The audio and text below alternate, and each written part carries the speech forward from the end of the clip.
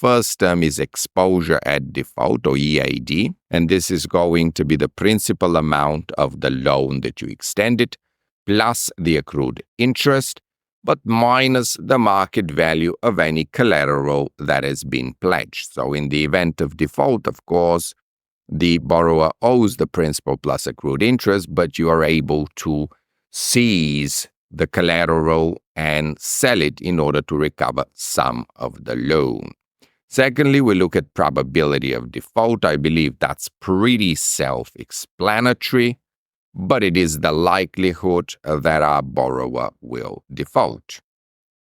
Thirdly, we look at a couple of concepts that are related to each other: recovery rate and loss severity.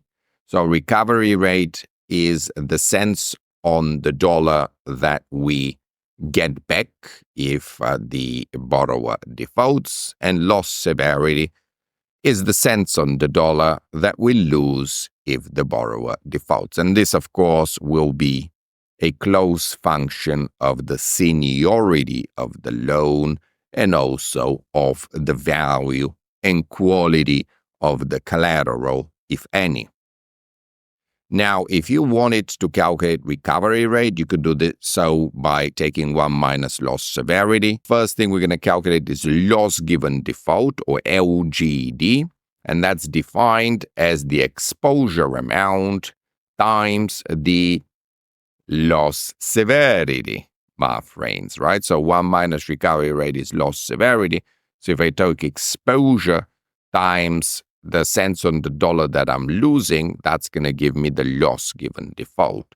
And then from here, I can also calculate my expected loss by taking the probability of default times the loss given default.